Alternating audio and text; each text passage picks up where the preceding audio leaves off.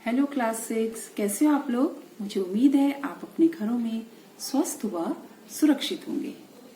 आप लोग बच्चों इस बात से तो पूरी तरह परिचित हैं कि आज कोरोना जैसी महामारी ने पूरी दुनिया में अपने पांव पसार लिए हैं, जिस कारणवश हमें कई कठिनाइयों का सामना करना पड़ रहा है।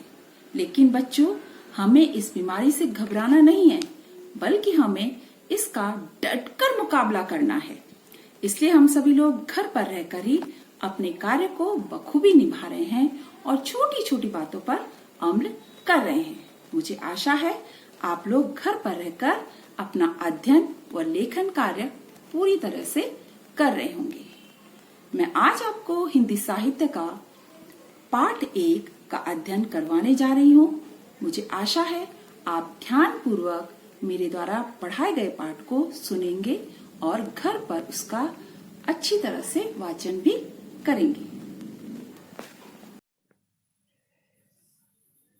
तो चलिए क्लास 6, अब हम पाठ 1 बढ़े चलो कविता का वाचन करेंगे। आप सभी लोग ध्यान से सुनेंगे।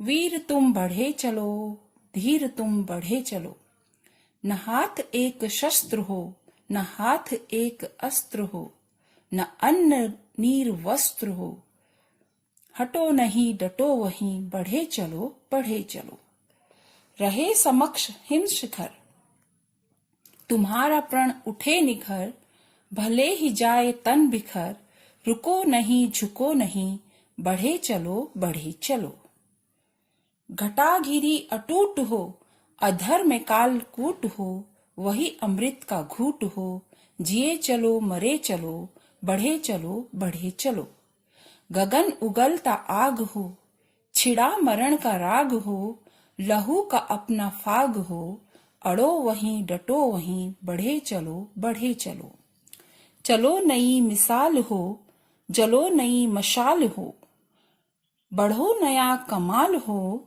रुको नहीं झुको नहीं, बढ़े चलो,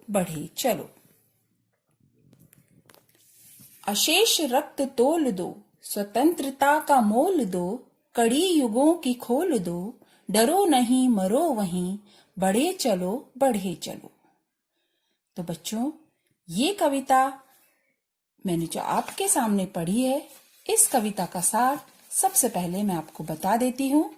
इस कविता के द्वारा कवि सोहनलाल द्विवेदी जी हमें हर परिस्थितियों में आगे बढ़ने की प्रेरणा देते हैं।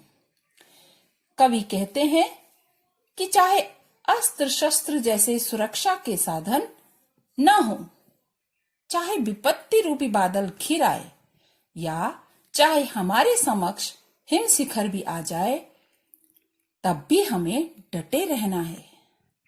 हमें दुनिया के सामने नया उदाहरण प्रस्तुत करना है तथा अपनी स्वतंत्रता को कायम रखना है।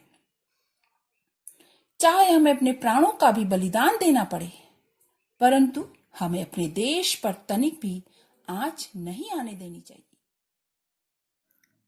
तो क्लास, अभी देखा कि किस तरीके से मैंने कविता का वाचन किया।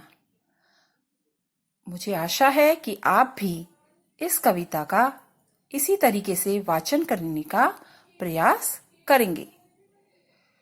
जब आप कविता को ढंग से पढ़ेंगे, तभी आप उसमें कठिन शब्दों को भी ढूंढ पाएंगे। इसी कविता का पूरा कार्य मैं आपको गृह कार्य के रूप में दूंगी, तो आप ध्यान पूर्वक इस कविता को पढ़ें और याद भी करें।